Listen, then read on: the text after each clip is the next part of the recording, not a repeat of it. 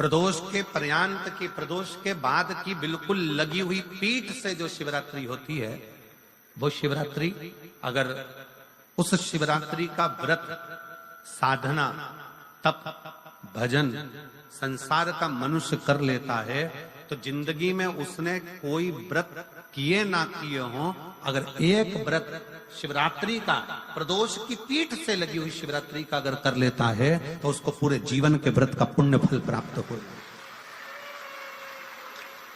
एक व्रत शिवरात्रि का प्रदोष पर्यंत की, अर्थात प्रदोष की पीठ से जुड़ी हुई। अब अगर आप कोई ब्राह्मण से, अगर कोई विद्वज्जन से, कोई पंडित जी से आप पूछेंगे प्रदोष कितनी बजे लग रहा है, वो बताएंगे। फिर प्रदोष लगने के बाद प्रदोष कब समाप्त हो रहा है, तो की पीठ मिल रही। शिवरात्रि के व्रत की इतनी मूलता है। पर एक निवेदन है, अगर कोई बुजुर्ग है, कोई बीमार है, कोई बूढ़ा व्यक्ति है, बहुत बीमार है, तो उसको निवेदन है आप व्रत ये नहीं कि 24 घंटे का करो, आप व्रत 2 घंटे का कर लो, 1.5 घंटे का कर लो, 1 घंटे का कर लो, 15 मिनट का करो। पर निवेदन है कि जो बीमार व्यक्ति है वो आधे घंटे, 1 घंटा, 2 घंटा, 6 घंटा, 15 मिनट पर शंकर की शिवरात्रि का व्रत ये विचार कर करना, बहू बेटा नाते रिश्ते सबको कह देना। कोई बीमार व्यक्ति है ना, वो भी कह दे कि देख बेटा मेरा व्रत है, तो घर के लोग कहेंगे पापा आपकी तबीयत खराब, मम्मी आपकी तबीयत खराब, दादी आपकी तबीयत खराब, आप व्रत कैसे कर रही हो, बच्चे की बच्चा कैसे व्रत कर रहा है, तो कह देना मेरा 2 घंटे का व्रत है, 2 घंटे मैं बाबा का नाम लेकर, जल चढ़ाकर, जल का आचमन कर कर मेरे बाबा की भक्ति कर लो 2 घंटे की, मेरा व्रत पूर्ण हो जाएगा। मैं व्रत कर रहा हूं, आधी में पुनी, तुलसी बाबा कहते हैं थोड़े में बहुत होता है। आपके व्रत, अगर कोई बीमार है उसके लिए, अगर कोई कष्ट है शरीर में उसके लिए ऐसा व्रत है, बाकी के सभी के लिए तो वही व्रत शिवरात्रि का पूर्ण व्रत है जिसमें भगवान शंकर की विरल भक्ति को हम प्राप्त करें। शिव महापुराण की कथा कर रहे हैं। 3 स्थान का स्पर्श रोग का निवारण कर देता है।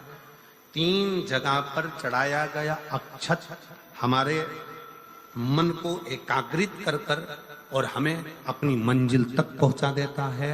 और प्रदोष और शिवरात्रि के मिलन का महोत्सव हमारे जीवन को आनंदता देता है।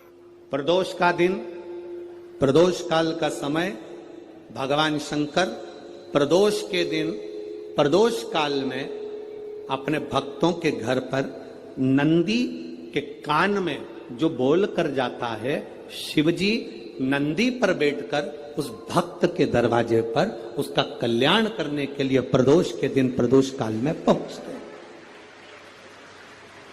हर हर प्रदोष के दिन, प्रदोष काल में देवाधिदेव महादेव उस शंकर के भक्त के घर जाते हैं जो भगवान नंदीश्वर के कान में कहकर जाता। नंदी के कान में जिसने कहा,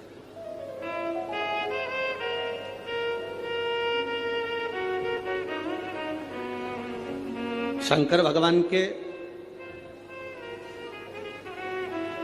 इस शिवलिंग का स्मरण आप करेंगे। बीच में जो एक मोटी सी लाइन होती है इसको अशोक सुंदरी कहते हैं। सब लोग दर्शन करें, जम के बोलो जरा, करें। अशोक सुंदरी की जगह जहां पूरी हो जाती है उसके बीच में शिवलिंग और उसके बीच में थोड़ी सी जगह खाली आती है। करें दर्शन, समझना जरा बहुत अच्छे से।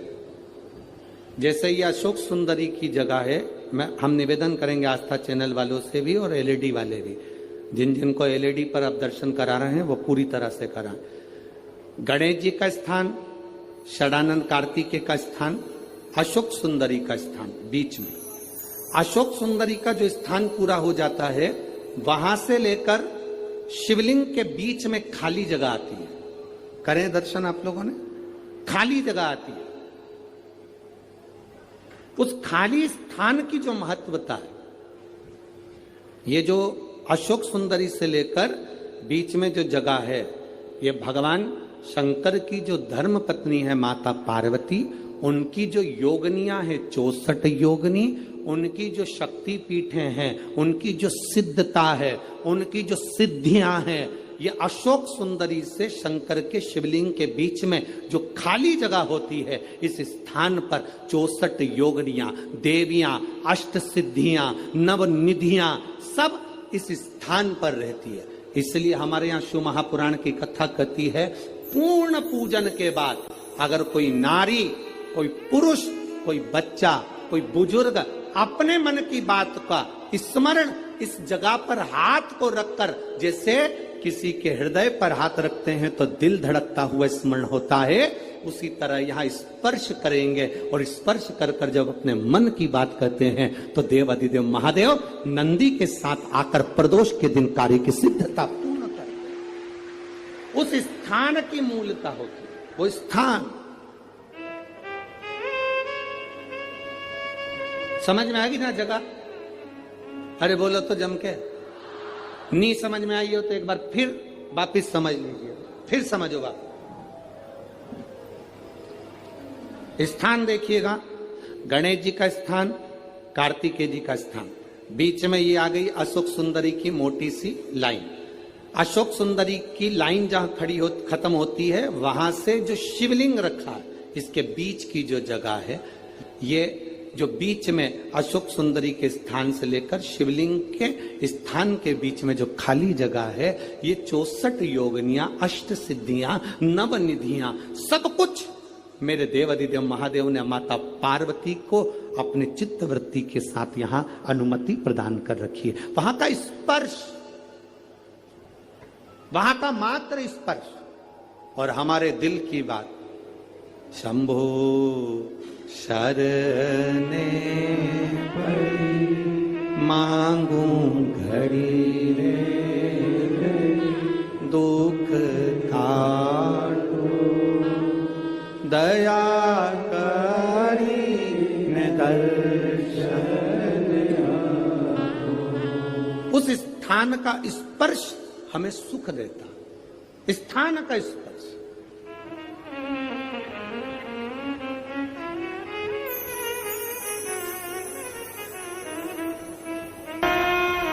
और कितनी सुंदर बात नंदी ने कही है। नंदी ने ये बात जो कही वो वास्तव में बड़ी सुंदर है कि मान लो यदि कोई कार्य तुम्हारा हो नहीं रहा और पूरी दुनिया में तुमने कर कर देख लिया, बहुत प्रयास कर कर देख लिया, तो भी वो कार्य अगर तुम्हारा नहीं होता, तो फिर एक काम करो कि शिव की स्तुति करो, शंकर की स्तुति, शंकर का गुणगान, शंकर की भक्ति, शंकर का स्मरण।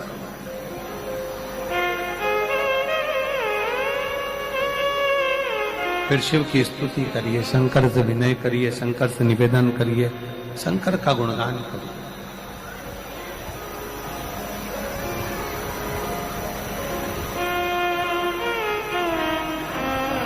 पर भगवान की भक्ति होती कब?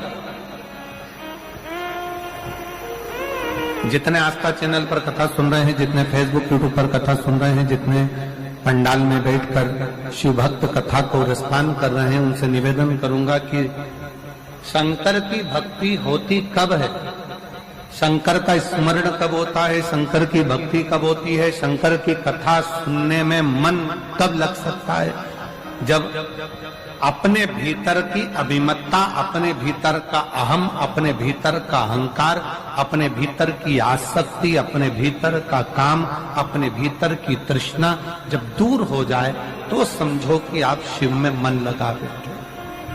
दो जल व्यक्ति के जीवन को बदलते। कितने जल? जम के बोलो जरा। दो जल। एक देवाधिदेव महादेव के लिए भरा गया एक लोटा जल, और दूसरा है स्वयं के लिए भरा गया एक लोटा जल। यहां पर अगर बुजुर्ग मेरी माताएं बैठी होंगी, मेरी जीजियां बैठी हैं, मेरे जीजा बैठे हैं, बुजुर्ग जितनी माताएं बैठी हैं, वो पुराने समय का अगर लेख उठाकर देखेंगे तो पुराने समय के लोग भोजन करने बैठते थे ना, तो भोजन करने से पहले अपने पानी के लोटे को भरकर, अपना गिलास भरकर बैठते। किसी ने देखा है कि नहीं देखा? जम के बोलो जरा। देखा है आप लोगों ने? पुराने समय के लोग जब भोजन करने बैठते थे, पुराने समय के लोग जब भोजन करने बैठते थे तो अपना पानी का गिलास, अपना पानी का लोटा पहले भरकर आसन लग जाता था। बहू आसन लगा देती थी, बहू खाना बना देती थी, घर की पत्नी खाना बना देती थी, भोजन बना देती थी, घर के लोग भोजन दे देते थे। थाली कोई भी लगा कर ला के दे, थाली कोई सजा कर ला कर दे, पर घर का जो व्यक्ति खाना खाने बैठता था, भोजन करने बैठता था, वो अपना पानी स्वयं भर कर बैठता।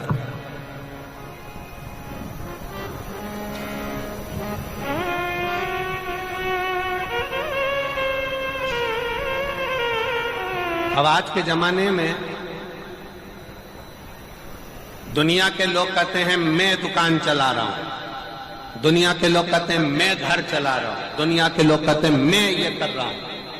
तुम अपना खुद का पानी भरकर तो बैठ नहीं रहे और कह रहे हो कि घर चला रहा हूं।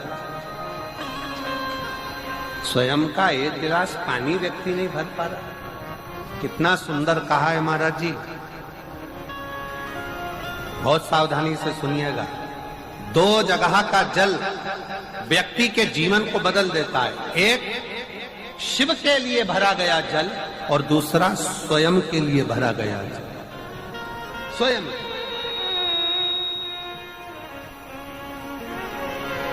शंकर के मंदिर में जा रहे हो, एक लोटा जल अपने घर से भरकर लेकर चले जाओ और अपने घर में जब तुम भोजन करने बैठ रहे हो, जब तुम रोटी खाने बैठ रहे हो, भोजन करने बैठ रहे हो, भोजन ग्रहण करने बैठ रहे हो, जब तुम भोजन को ग्रहण करने के लिए बैठ रहे हो, तब अपने घर में जब तुम भोजन ग्रहण करने बैठ रहे हो तो एक लोटा जल या एक गिलास पानी भरकर बैठो।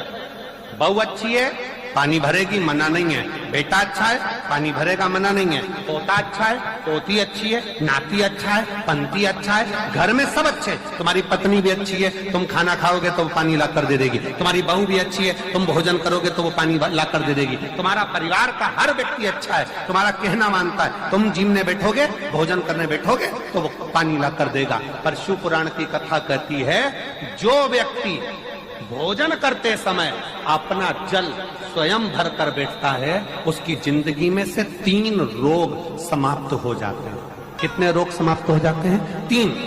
पहला, अपना जल स्वयं भर कर बैठने वाले के घुटने का कभी भी डॉक्टर उस पे घुटने बदलने का बोलेगा ही नहीं। घुटना बदल कर कंधे तक जिसकी हड्डी में दर्द होता हो, या जो सुबह सुबह सोकर उठता हो और उसके कंधे दुखते हो या पीठ दुखती हो, दूसरे नंबर का रीढ़ की हड्डी का दर्द, और तीसरे नंबर का डॉक्टर को दवाई खा खा कर परेशान हो गए, और आधा सिर का रोग, भुकुटी, ये भौएं दुखती हो, सिर दुखता हो, ये कान के पास का दर्द होता हो, तो अपना भोजन करते समय अपना पानी स्वयं भर कर बैठो। आपको ये 3 रोग से मुक्ति अपने आप मिलना प्रारंभ हो, अपने आप।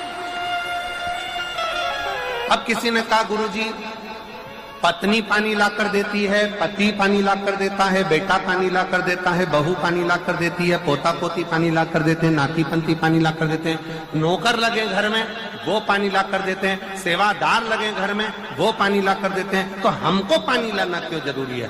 तो अग्नि पुराण में वर्णन आता है कि जो घर में पानी जिस मटके में भरते हो, जिस हंडे में भरते हो, जिस बाल्टी में भरते हो, जिस टंकी में पानी भरते हो, पीने का पानी जिस हंडे में, मटके में, बल्टोई में, जिस गगरे में तुम भरते हो, वो स्थान पितरों का स्थान रहता है। जब हम पानी भरकर भोजन करने बैठते हैं तो हमारे पितर भी उस स्थान पर आकर निश्चित जगह पर बैठते हैं, और जब हम भोजन ग्रहण करते हैं तो हमारे पितरों के भाव का आशीर्वाद हमारे ऊपर पड़ जाता है, जिससे हमारे 3 दर्द समाप्त हो जाते। स्वयं भरो, स्वयं।